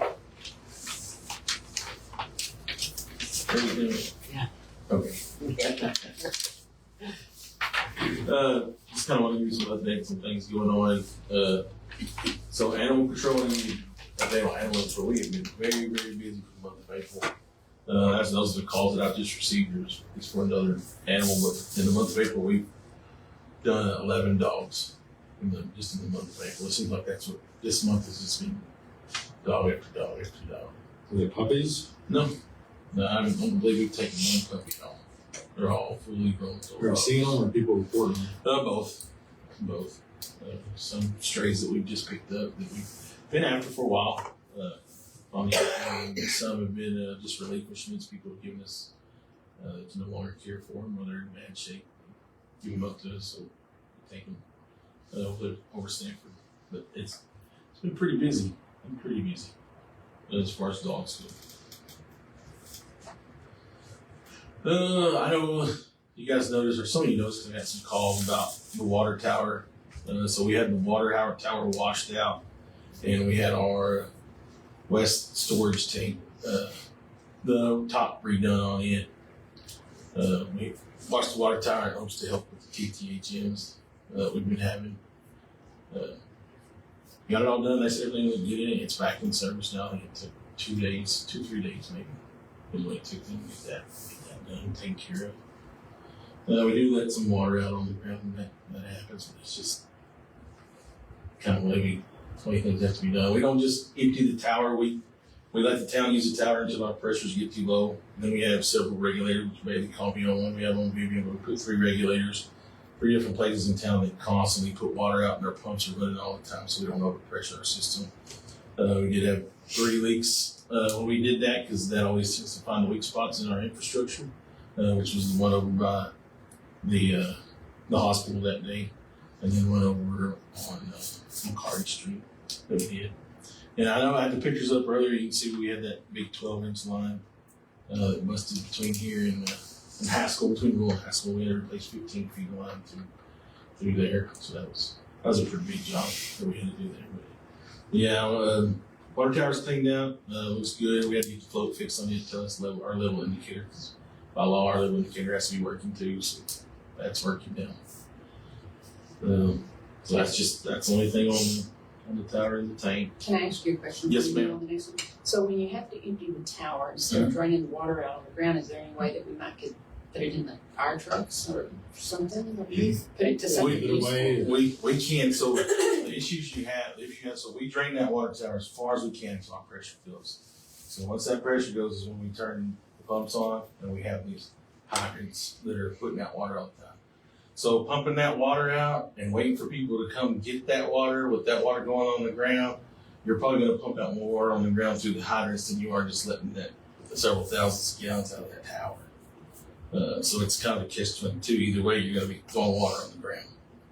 It's just going to take longer for people to come up here and hook up and get water. Like say if it was maybe the fire trucks, get them filled all the way up, or I don't know how they have to be filled. Every truck that's in service is full of water, Full of water. full of fuel and water. Yeah. Could we make like an announcement before we did that? And No, because they called me 2 days before, said they were going to be here. So we don't have a lot of time because they're always moving around. They come from out of state, having their companies. So we have to get prepared and get it done. I mean, we always could try and see, but I just see we're gonna pump because there's always water coming out of them fire hydrants when you have to put them valves on there. So all you do is put water, constantly pump water. What do you call those little ponds? Retainer ponds or something? Yeah, Retainer retainer ponds. And put, it just seems like it's a out there. huge, with all this AI, the biggest thing is water. It is. We're just pouring it on It the is. ground. we need to brainstorm on it. We've talked about it before. You remember us talking No, about I it? don't remember. Okay. We've talked about it before. Can't remember what the problem was. Let's figure it out tomorrow.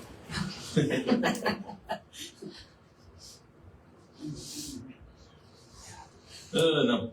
So that you know, I've kind of started work on the budget. So we'll be having some budget talks coming up pretty quick. That's why we really not discussing much on this report because we got to find the money first and make sure we have the money after we run the numbers. See if we can push some things around, cut some things. I'm looking at a couple of things we're gonna have to talk about that we may cut out, save us some money. But just gonna make you aware that that's gonna be coming up. Probably next meeting we'll start talking about some of those cuts and where they can be made.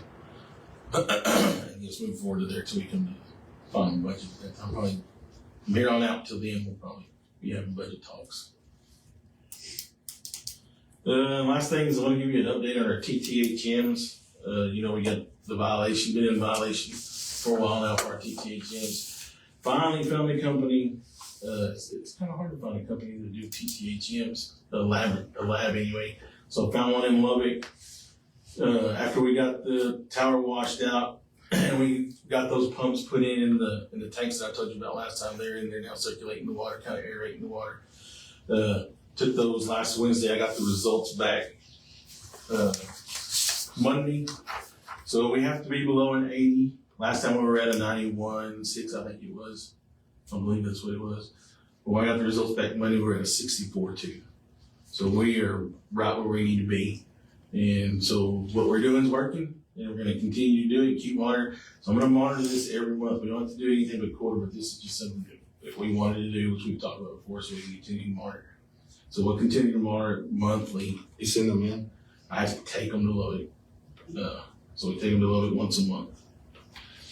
So I go to Abilene one day, try and go to Lubbock the next day, because Abilene lab's not doing them right now. No, they're not. They're not. Abilene's lab is not.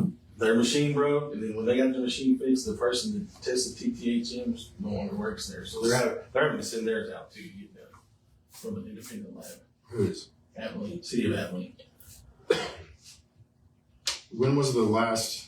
That's just us testing it, right? This is us testing. Yeah. We get tested every quarter. Yeah, right. When was it? Just a couple months ago, 2 or 3 months It ago. was in February. And do you remember the number then? That was the 91.6. Oh, yeah. Yeah, so, like I said, we gotta be under 80 and we're 64 too, so we're good right now. So there might be another one that we do before they Yeah, do there'll definitely be another. another quarter. There'll definitely be another. I'll take you one in a week, not next week, but the week after, I'll take you another one. We'll just keep monitoring that, and hopefully what we got going on will work. It's working so far, so hopefully that'll help. Other than that, I don't have anything else. Still see a bunch of signs down. Can you make me a list? Do you want me to? No.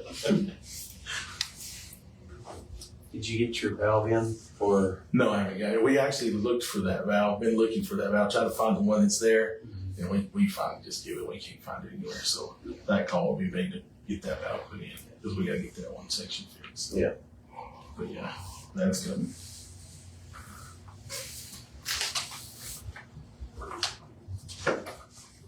You got anything on these culverts down here to keep people from driving over? I haven't been seeing anybody driving out in, but I've been going by there and looking at tracks and see how they're going. Well, we put a few more cones down there just to kind of space that a little different.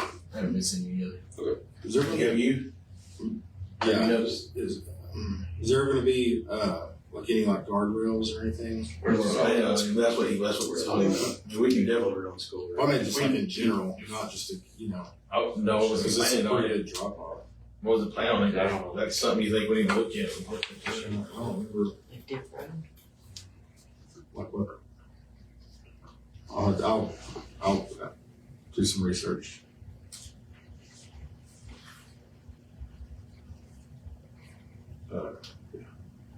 Are you still noticing traffic through there? Some. Okay.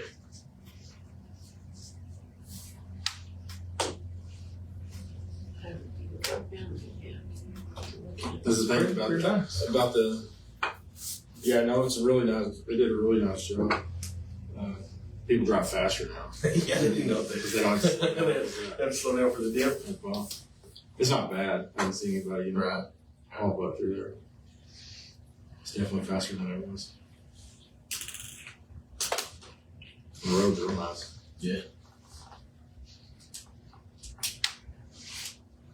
Need a big rain. Mm-hmm.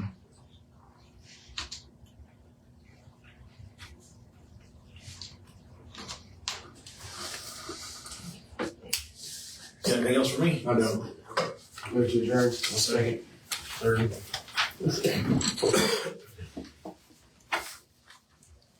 All in favor? Any opposed? Motion carries to adjourn the City of Aspermont regular City Council meeting Tuesday, April 28th, 2026 at 7:55 p.m. Did Cody get that? We got some kids.